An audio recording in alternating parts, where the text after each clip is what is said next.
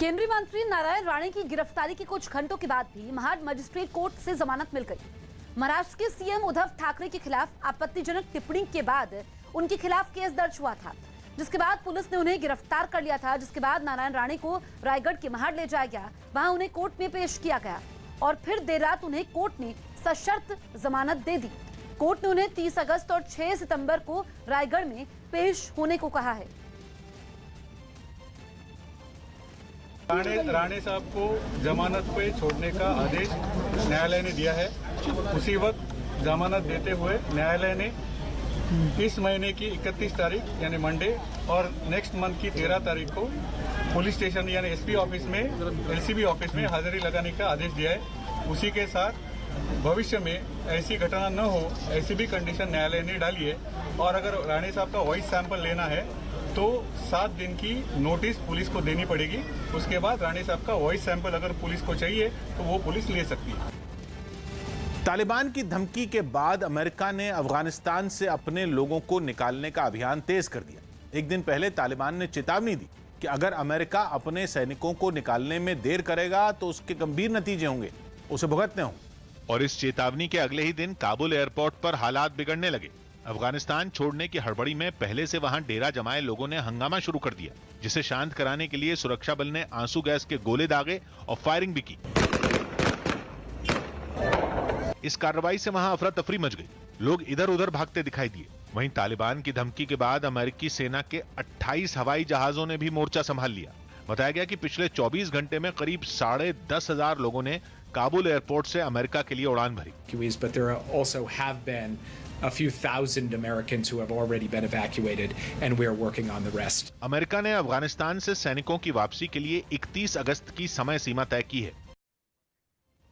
महाराष्ट्र के उल्हासनगर से हैरान करने वाली तस्वीर सामने आई। वहां शिवसेना के कुछ कार्यकर्ताओं पर बीजेपी के पार्षद की पिटाई का आरोप लगा। बताया गया केंद्रीय मंत्री नारायण राणे के विवादास्पद बयान से खफा शिवसेना के ये कार्यकर्ता वहां बीजेपी दफ्तर में तोड़फोड़ करने पहुंचे थे। लेकिन जब बीजेपी पार्षद प्रदीप रामचंदानी ने इसका विरोध किया तो उन लोगों ने बीच सड़क पर उनकी पिटाई कर दी। इस मारपीट की वजह से एक बुजुर्ग भी सड़क पर गिर पड़े। इसके बाद भी इन लोगों ने मारपीट जारी रखी।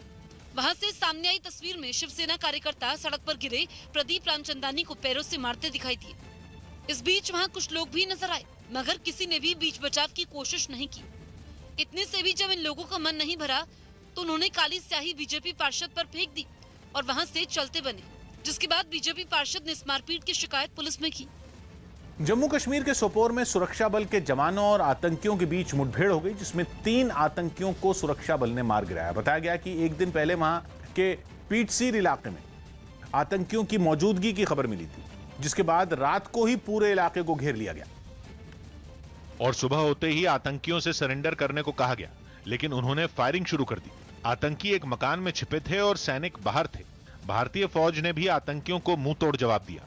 दोनों तरफ से ताबड़तोड़ गोलियां चली, जिनकी आवाज दूर दूर तक सुनाई दी।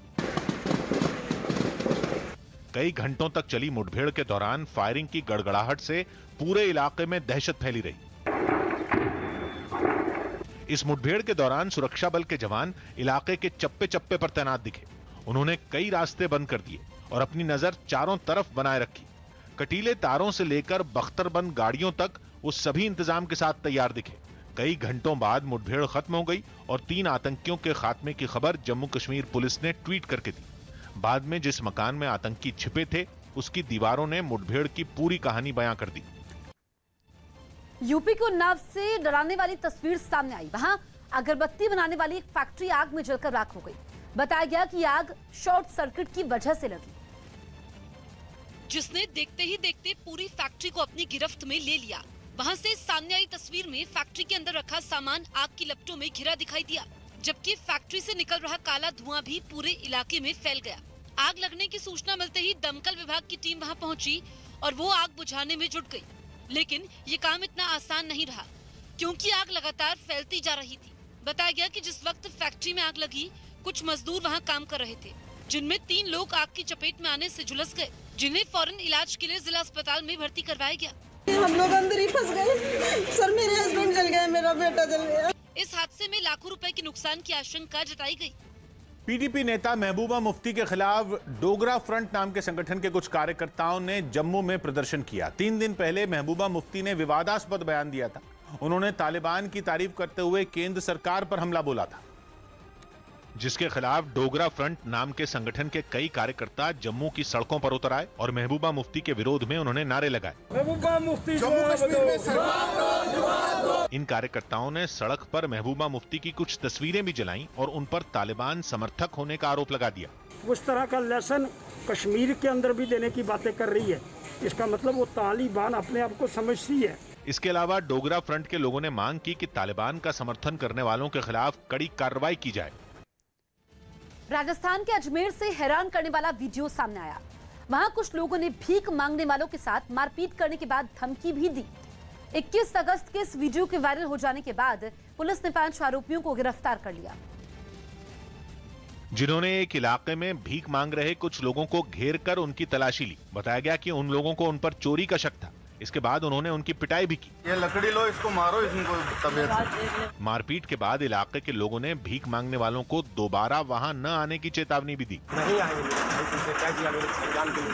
इतना बुरा मारेंगे तेरे को। इस वीडियो के वायरल होते ही पुलिस ने सभी आरोपियों को गिरफ्तार कर लिया। साथ ही जिनको पीटा गया उनकी तलाश भी तेज कर दी गई। जैसे ही उनकी तलाश हो जाती है तो और आगे कार्रवाई की जाएगी। इस संबंध में मुकदमा भी दर्ज किया जाकर अनुसंधान किया जा रहा है। खबर है कि वो लोग यूपी के रहने वाले थे, इसीलिए राजस्थान पुलिस ने इस मामले की जांच के लिए यूपी पुलिस से भी मदद मांगी। नकली कोरोना वैक्सीन के खतरे से निपटने की चुनौती ने केंद्र सरकार की चिंता बढ़ा दी है। न्यूज़ 18 के रवि सिंह की रिपोर्ट है कि केंद्र सरकार ने इस मामले की जांच के आदेश दिए हैं कि आखिर सिस्टम में खामियां आई कहां से। खबर है कि विश्व स्वास्थ्य संगठन ने भी इस मुद्दे पर भारत के लिए चेतावनी जारी की। हालांकि भारत में फर्जी या नकली कोरोना वैक्सीन पकड़े जाने की घटनाएं कम हैं, लेकिन जानकारों के मुताबिक अगर वक्त रहते इस पर कार्रवाई नहीं हुई तो भारत जैसे वैक्सीन के बड़े बाजार में इसके नतीजे भयानक हो सकते हैं। क्योंकि अगर नकली वैक्सीन भारत में फैल गई तो लोग कोरोना की चपेट में आते रहेंगे और फिर इस महामारी को रोक पाना और मुश्किल हो जाएगा। इसके साथ ही खबर है कि सरकार इस मामले को ज्यादा तूल भी नहीं देना चाहती, क्योंकि केंद्र सरकार को इस बात की आशंका है कि मामले को तूल देने से टीका अभियान पर असर पड़ सकता है। हाल ही में नकली कोरोना वैक्सीन की एक बड़ी खेप बरामद की गई थी। पाकिस्तान और अफगानिस्तान के बीच होने वाली वनडे सीरीज टल गई। पाकिस्तान और अफगानिस्तान के बीच अगले महीने श्रीलंका में होने वाली वनडे सीरीज को फिलहाल टाल दिया गया। अफगानिस्तान संकट और श्रीलंका में बढ़ते कोरोना मामलों की वजह से यह फैसला हुआ। दिल्ली के नजफगढ़ में एक रेस्टोरेंट पर काम कर रहे एक कर्मचारी की 2 लड़कों ने गोली मारकर हत्या कर दी। प्रीति जिंटा ने शिमला में अपने फार्म हाउस का एक वीडियो सोशल मीडिया पर शेयर किया, जिसमें वो सेबों के बाग में मस्ती करती नजर आई। सूरत एप्पल्स है क्योंकि आजकल एप्पल सीजन चल रहा है, बारिश हो रही है, बाल का झबला हो चुका है। दिल्ली के पास हरियाणा के गुरुग्राम में एक मकान मालिक ने अपने किराएदार के परिवार के 3 सदस्यों और अपनी बहू की हत्या कर दी। बताया गया कि उसे बहू के चरित्र पर शक था। साथ ही उसका अपने किराएदार से रेंट एग्रीमेंट को लेकर काफी समय से विवाद भी चल रहा था। हत्या करने के बाद वो खुद थाने पहुंचा और पुलिस के सामने सरेंडर कर दिया। इसी घर के अंदर ये पूरी वारदात हुई है। देर रात की ये घटना है। बताया गया कि आरोपी ने धारदार हथियार से किराएदार की 3 साल की एक बच्ची पर भी हमला किया, लेकिन जब पुलिस की टीम वारदात की जगह पर पहुंची तो उस बच्ची की सांसें चल रही थी, जिसे बाद में सफदरजंग अस्पताल में भर्ती कराया गया। इन्वेस्टिगेशन जारी है, जैसी होगी एक बार सारी चीज अपडेट करने के बाद आपको डिटेल्स देंगे। अफगानिस्तान में तालिबान को खड़ा करने में पाकिस्तान का हाथ है, ये बात किसी से छिपी हुई नहीं है। लेकिन अब तो इमरान खान की पार्टी के एक नेता ने टीवी डिबेट में दुनिया के सामने कह दिया है कि तालिबान के सहारे कश्मीर को हथियाने की साजिश चल रही है।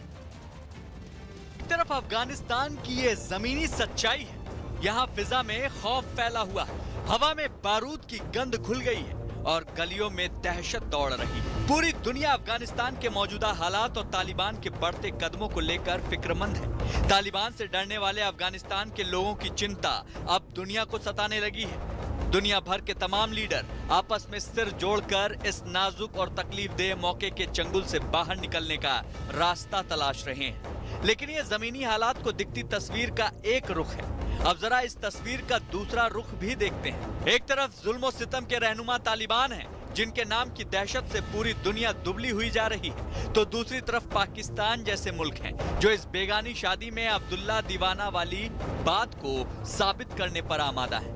नमूना ये देखिए। अब अफगानिस्तान माशाल्लाह से देख लें, वो तालिबान हमें कहते हैं हम आपके साथ हैं और इंशाल्लाह वो आके हमारे साथ कश्मीर फतह करके देंगे। यह है पाकिस्तान की असली मंशा जो अब जुबान पर आने लगी है। ये किसने आपको, कोई व्हाट्सएप आया होगा कि तालिबान आपके साथ मिलकर के कश्मीर आजाद कराएंगे? वाकई ऐसा कोई ख्वाब देखती हैं आप? किसने दिखाया है? इंशाल्लाह। ये कैसे, किसने आपको बताया? आपको पता है आपने क्या कहा है? नहीं सुनते मैडम, आपको पता ही नहीं है? जाके देखते नहीं है। पाकिस्तान के प्रधानमंत्री इमरान खान की पार्टी पीटीआई की एक नेता ने टीवी चैनल पर यह बात कहकर पाकिस्तान और उसके नेता को पूरी तरह से बेनकाब कर दिया। पीटीआई के नेता नीलम इरशाद शेख ने टीवी चैनल पर डिबेट के दौरान कहा कि तालिबान पाकिस्तान के साथ है। मैडम, मैं आपसे पूछ रहा हूँ, तालिबान आपको कश्मीर जीत करके देंगे, ये किसने आपको बताया? हमारे साथ मिलके इंडिया, आप कैसे कह सकते कि मैं इंडिया की तरफ से बोल रही हूँ?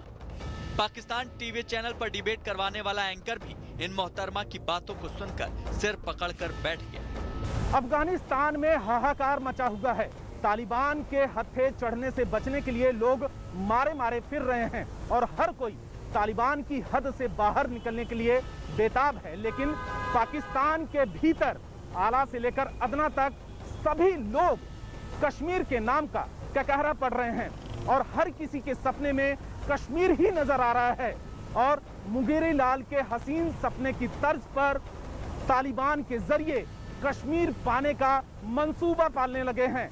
सारी दुनिया की देखा देखी पाकिस्तान भले ही कितना भी तालिबान को समर्थन करने से इनकार कर ले, लेकिन उसकी सच्चाई दुनिया जानती है। तालिबान को खड़ा करने में पाकिस्तान का ही हाथ है, ये सच किसी से छिपा नहीं। यही वजह है कि तालिबान के लौट कर आने से पाक में खुशी का माहौल है।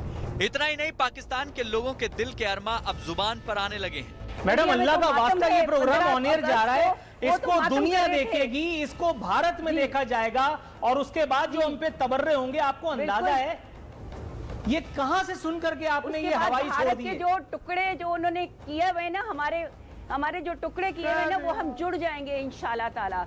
पाकिस्तान के टीवी चैनल का पत्रकार कश्मीर और उसके मसले की असलियत के साथ साथ भारत को भी समझता है, तभी तो वो बार बार मोहतरमा को बीच में टोकता भी है। पराई शादी में अब्दुल्ला दीवाना वहाँ से है, हमारी फौज के पास पावर है, हमारी हुकूमत के पास पावर है कि भाई फौज के पास पावर है तो फौज खुद आजाद करा लेगी ना कश्मीर को।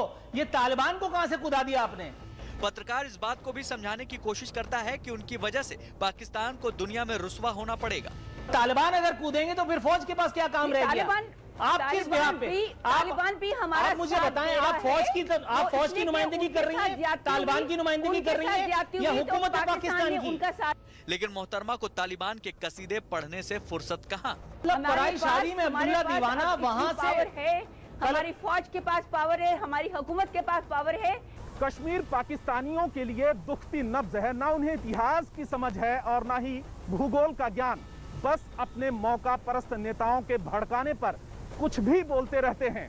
लेकिन पाकिस्तानी एक सच अच्छी तरह जानते हैं कि हिंदुस्तान की मार तगड़ी है। शायद इसी मार का बदला लेने की तड़प में हर एक पाकिस्तानी को किसी भी जहन्नुम तक ले जाने के लिए मतलबी बना दिया है। लेकिन शायद वो भूल जाते हैं कि ये हिंदुस्तान है, पाकिस्तान नहीं, जिसका कोई दीन ईमान नहीं। इस बीच एंकर ने नीलम इरशाद शेख से पूछा कि तालिबान आपको कश्मीर जीत कर देगा, यह आपसे किसने कहा? इस पर नीलम बोली कि भारत ने हमें बांटा और हम फिर एकजुट होंगे। हमारे जो टुकड़े किए हुए ना, वो हम जुड़ जाएंगे इंशाल्लाह। अपने नेता इमरान खान की साजिशों में लिपटी पीटीआई की ये नेता शायद जमीनी सच्चाई को जानती ही नहीं है। मौजूदा तालिबान के उन इरादों के बारे में उनका ज्ञान शून्य है जो अफगानिस्तान पर कब्जा करने के बाद तालिबान ने जाहिर कर दिया था। साफ है पाकिस्तानियों को ये कहावत पता ही नहीं कि मदहोशी में देखे गए सपने कभी सच नहीं होते। इंडोनेशिया में रह रहे अफगान शरणार्थियों ने तालिबान के खिलाफ जकार्ता में प्रदर्शन किया।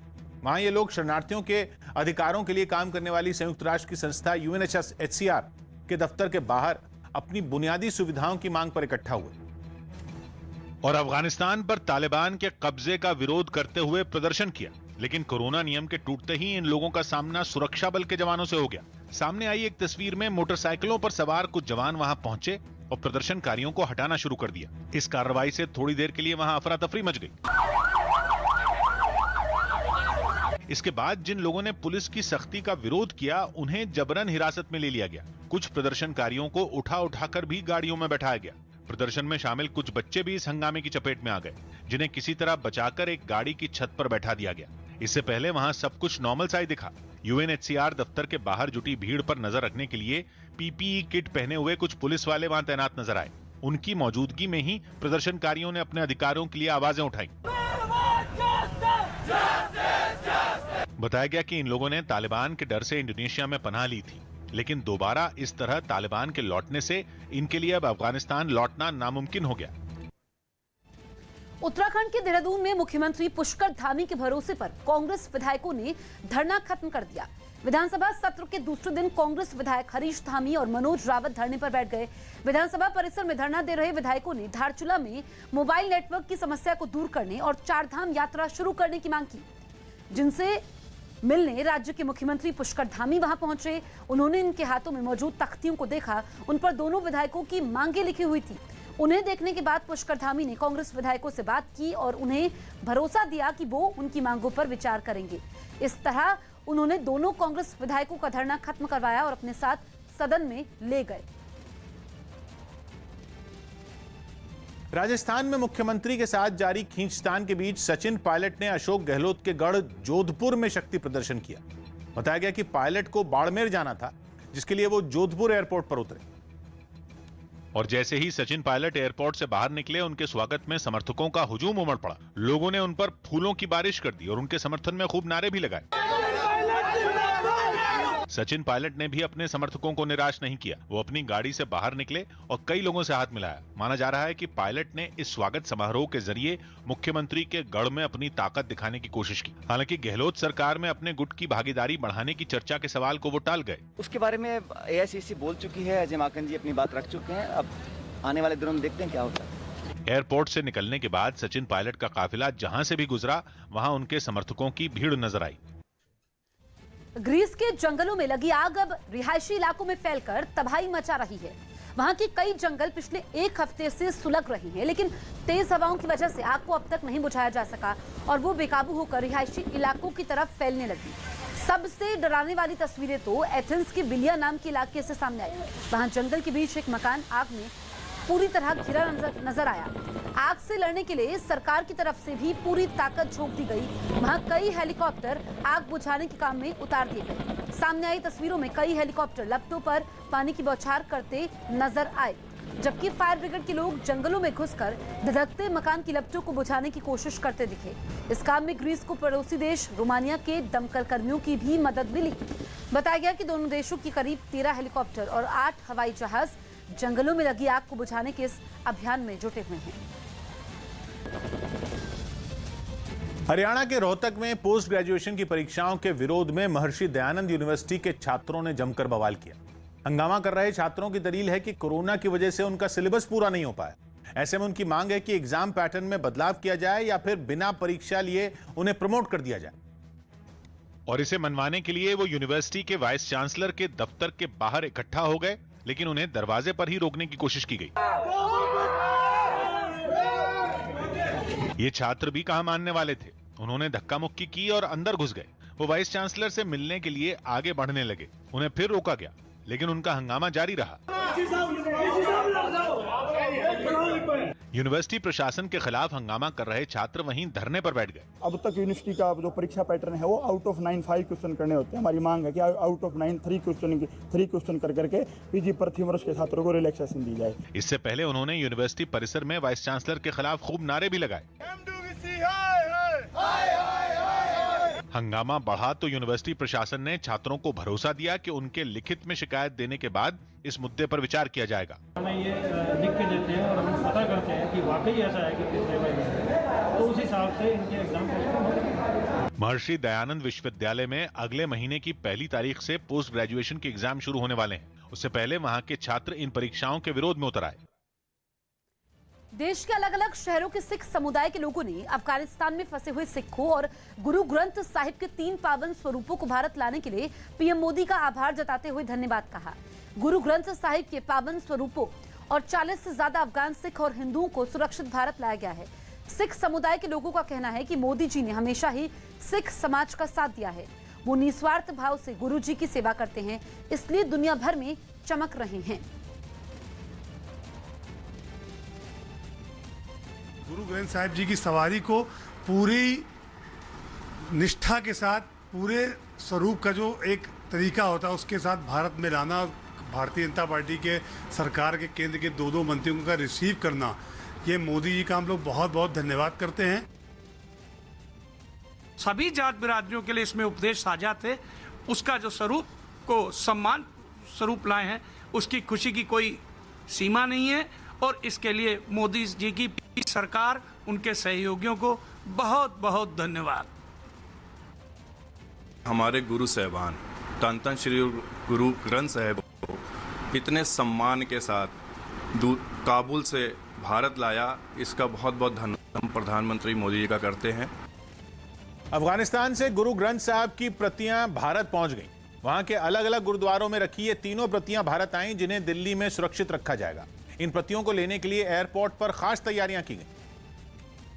और जब गुरु ग्रंथ साहब के तीनों स्वरूप विमान से भारत पहुंचे तो खुद केंद्रीय मंत्री हरदीप सिंह पुरी उन्हें लेने विमान तक गए, जहां उन्होंने एक स्वरूप को अपने सर पर रखा और सतनाम वाहेगुरु बोलते हुए आगे बढ़े।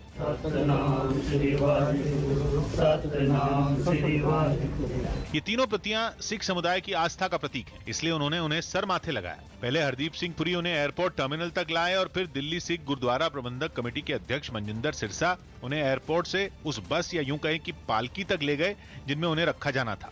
में आप देख रहे हैं पूरे सम्मान के साथ इन तीनों स्वरूपों को यहाँ से ले जाया जा रहा है। बाकायदा इसके लिए एक पालकी तैयार की गई है। फूलों से सजी इस पालकी में गुरु ग्रंथ साहब की तीनों प्रतियों को रखने के बाद उन्हें महावीर नगर के गुरुद्वारे ले जाया गया। इस दौरान उसमें कीर्तन होता रहा। अफगानिस्तान से आए जिस विमान से गुरु ग्रंथ साहब के स्वरूप आए, उसी विमान से 25 भारतीय भी देश लौटे, जिनमें कई सिख समुदाय के हैं। यूपी के सीएम योगी आदित्यनाथ आज राज्य में उज्ज्वला योजना 2 का औपचारिक शुभारंभ करेंगे। इस मौके पर मुख्यमंत्री वीडियो कॉन्फ्रेंसिंग के जरिए इस योजना का लाभ उठाने वाली महिलाओं से बातचीत करेंगे। उज्ज्वला योजना 2.0 में उन प्रवासी मजदूरों के लिए विशेष प्रावधान किया गया है जो पहले निवास प्रमाण पत्र नहीं होने की वजह से इस लाभ से वंचित रह गए थे। इससे पहले बीते 10 अगस्त को पीएम नरेंद्र मोदी ने देश में उज्ज्वला 2 की शुरुआत की थी। इसी को आगे बढ़ाते हुए उज्ज्वला 2 के तहत 20 लाख नई लाभार्थियों को एलपीजी कनेक्शन मिलेगा। जम्मू कश्मीर के बांदीपोरा में भारतीय फौज ने आतंकियों के खुफिया ठिकाने का भंडाफोड़ कर दिया। न्यूज़ 18 के रिफत अब्दुल्ला की रिपोर्ट है कि नागमार के जंगलों में सुरक्षा बल को आतंकियों के खुफिया ठिकाने की जानकारी मिली, जिस पर कार्रवाई करते हुए एक ऑपरेशन की शुरुआत की गई, जिसके तहत उस ठिकाने पर छापा मारा गया और तलाशी अभियान के दौरान सुरक्षा बल के जवानों ने वहां से हथियारों और गोला बारूद का बड़ा जखीरा बरामद किया, जो कि किसी बड़ी आतंकी साजिश के तहत वहां रखे गए थे। लेकिन सुरक्षा बल ने आतंकियों के मंसूबे नाकाम कर दिए। कोरोना की तीसरी लहर पर दिल्ली सरकार ने तैयारी पूरी होने का दावा किया। कोरोना की तीसरी लहर की आशंका के बीच दिल्ली सरकार ने इससे निपटने के लिए पूरी तैयारी होने का दावा किया। राज्य के स्वास्थ्य विभाग ने दवाइयों की दुकानों की एसोसिएशन और दवा कंपनियों को कुछ निर्देश भी जारी किए। इनमें रेमडेसिविर इंजेक्शन और दूसरी दवाओं का जरूरी स्टॉक पहले ही रखने को कहा गया, ताकि संकट के समय किसी तरह की कमी न हो और उपलब्धता को बढ़ाने के लिए आदेश दिए गए। सरकार ने अफगानिस्तान से भारतीयों को निकालने के लिए चलाए गए अभियान को ऑपरेशन देवी शक्ति नाम दिया। गुजरात के सूरत में नगर निगम ने वैक्सीन पर एक अभियान चलाया। इसके तहत निगम की टीमों ने घर घर जाकर लोगों को कोरोना वैक्सीन की दूसरी डोज लगवाने के लिए जागरूक किया। वैक्सीनेशन थोड़ा कम था, वहां पे वैक्सीन के डोज बढ़ाए। दिल्ली सरकार के मंत्री गोपाल राय ने बताया कि राजधानी में फिर स्कूल खोलने पर अभी कोई फैसला नहीं लिया गया। हालांकि उन्होंने जानकारी दी कि इस मामले में उनकी सरकार लोगों के संपर्क में है और सही वक्त पर स्कूल खोले जाएंगे। सही समय आने पर यहाँ भी खोले जाएंगे। बड़ी खबर यूपी की कासगंज से आ रही है। वहां पुलिस से राइफल लूटने वाले एक बदमाश को मुठभेड़ के बाद गिरफ्तार कर लिया गया। कुछ बदमाशों ने 19 अगस्त को एक पुलिसकर्मी से राइफल लूट ली थी। तभी से पुलिस को इन बदमाशों की तलाश थी। तलाशी के समय एक बदमाश के आने की जानकारी मिली, जिसके बाद पुलिस ने बाइक सवार उस बदमाश को रोकने का इशारा किया, लेकिन बदमाश रुकने के बजाय फायरिंग करते हुए वहां से भागने लगा। जिसके बाद पुलिस ने भी जवाबी फायरिंग की, जिसमें वो घायल हो गया। पुलिस ने आरोपी के पास से पिस्तौल और लूटी हुई राइफल भी बरामद कर ली है। साथ ही बदमाश से पूछताछ में मिली जानकारी के बाद पुलिस ने 2 और आरोपियों को धर दबोचा। जो सूचना है उसके ऊपर विश्वास करते हुए लगातार चेकिंग का अभियान जो है पूरे जनपद स्तर पे इसमें कराया था। इसी बीच एक मुलजिम को हम लोगों ने बाइक पे आते हुए देखा, उसको रोकने की जो है पुलिस ने कोशिश की, उसको वार्निंग भी दी गई। उसने पुलिस को देखते ही फायरिंग खोल दी। जवाबी कार्रवाई में मुठभेड़ में उसके टांग पे गोली लगी है। तत्काल उसको जिला अस्पताल प्राथमिक उपचार के लिए भेजा गया है। पाकिस्तान की सरकार का आतंकी प्रेम एक बार फिर सामने आ गया। न्यूज़ 18 के नीतीश कुमार की रिपोर्ट है कि पिछले महीने की 14 तारीख को पाकिस्तान के खैबर पख्तूनख्वा में जो आतंकी हमला हुआ था, उसमें मारे गए 8 चीनी नागरिकों की हत्या की जांच पाकिस्तान की खुफिया एजेंसी ISI ने एक आतंकी को सौंप दी। असमतुल्ला नाम के जिस आतंकी को यह जांच सौंपी गई, वो खुद 2013 में कई विदेशी नागरिकों को निशाना बना चुका है। जून 2013 में गिलगित बाल्टिस्तान में 10 विदेशी नागरिकों की हत्या की गई थी, जिनमें यूक्रेन, चीन और अमेरिका के नागरिक शामिल थे। उस वक्त चीन ने पाकिस्तान से दोषियों के खिलाफ कार्रवाई की मांग भी की थी और चीन की लिस्ट में सबसे ऊपर असमतुल्ला का ही नाम था। खबर है कि पहले यह आतंकी जैश ए मोहम्मद के लिए काम करता था और बाद में वो तालिबान के साथ मिल गया। बिहार सरकार में PWD मंत्री नितिन नवीन और पटना साहिब गुरुद्वारा के सदस्य जगजीवन सिंह ने भी पवित्र गुरु ग्रंथ साहिब को भारत लाने के लिए मोदी सरकार की तारीफ की। उम्मीद है माननीय प्रधानमंत्री जी ने जिस प्रकार से सिखों के सम्मान के प्रतीक को सम्मान दिया, सुरक्षित लाने का काम किया है, देश भर के सिख समुदाय के लोग आज अपने आप को सुरक्षित और गौरवान्वित महसूस कर रहे हैं। हमारे गुरु ग्रंथ साहब जो जीवित स्वरूप, जीवित गुरु का दर्जा दिया गया है हमारे गुरु ग्रंथ साहब को, और उनको सम्मानपूर्वक यहाँ हिंदुस्तान में लाने का काम किया है, जिसमें पूरी जी और पूरे केंद्र सरकार ने सहयोग दिया, खासकर मोदी जी ने। इसके लिए हम तहे दिल से पटना साहिब की जनता, पटना साहिब के मेंबर होते हुए पूरे बिहार की तरफ से उनका शुक्रिया अदा करते हैं। और उनके मान सम्मान के लिए हम नितिन जी को सिरोपॉव दिया है ताकि ये मोदी जी तक पहुँच सके और उनका शुक्रिया अदा कर सकें। गुजरात में जन्माष्टमी के मौके पर नाइट कर्फ्यू में ढील मिली। जन्माष्टमी के मौके पर गुजरात सरकार ने नाइट कर्फ्यू में थोड़ी छूट देने का ऐलान किया। 30 अगस्त को राज्य के 8 शहरों में रात 11 बजे की जगह रात 1 बजे से नाइट कर्फ्यू लागू होगा, ताकि लोग जन्माष्टमी मना सके। साथ ही मंदिर परिसर में 200 लोगों के इकट्ठा होने की भी अनुमति दे दी गई। ब्रह्मोस मिसाइल बनाने वाली कंपनी ब्रह्मोस एरोस्पेस यूपी में 300 करोड़ रुपए का निवेश करेगी। कंपनी के अधिकारियों ने राज्य के सीएम योगी आदित्यनाथ से मुलाकात की और प्लांट लगाने के लिए लखनऊ में 200 एकड़ जमीन दिलाने की मांग की। कंपनी का दावा है कि इससे करीब 15,000 लोगों को रोजगार मिलेगा। हरियाणा के बहादुरगढ़ में बदमाशों ने 3 लोगों को गोली मार दी, जिनमें 2 की मौके पर ही मौत हो गई, जबकि एक की हालत गंभीर बनी हुई है। बताया गया कि एक दुकान के बाहर कुछ लोग बैठे हुए थे, तभी एक गाड़ी से 6 बदमाश वहां पहुंचे और ताबड़तोड़ फायरिंग शुरू कर दी। गोलीबारी के बाद बदमाश वहां से फरार हो गए। मध्य प्रदेश के उमरिया में एक लड़के की गोली मारकर हत्या कर दी गई। हत्या से खफा लोगों ने आरोपियों की जल्द गिरफ्तारी की मांग करते हुए बीच सड़क पर शव रखकर जैम लगा दिया। मौके पर पहुंची पुलिस ने जल्द कार्रवाई का भरोसा दिया, जिसके बाद लोगों ने जैम हटाया।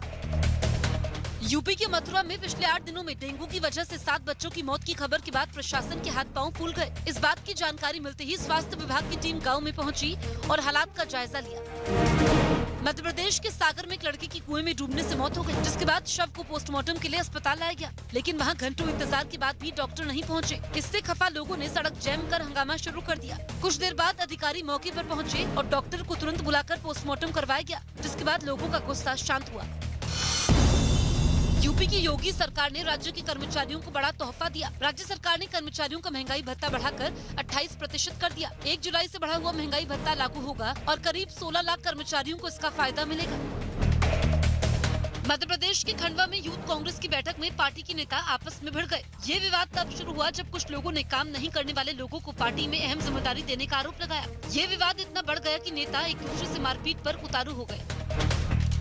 मध्य प्रदेश के रतलाम में अश्लील फोटो के जरिए एक लड़की को ब्लैकमेल करने वाले आरोपी ने कोर्ट में सरेंडर कर दिया, जिसके बाद कोर्ट ने उसे 4 दिन की पुलिस रिमांड पर भेज दिया। आरोप है कि निश्चित नाम के इस लड़के ने आपत्तिजनक तस्वीर वायरल करने की धमकी देकर एक लड़की से 1 करोड़ रुपए, 3 किलो सोना और 15 किलो चांदी के गहने ऐंठ लिए थे।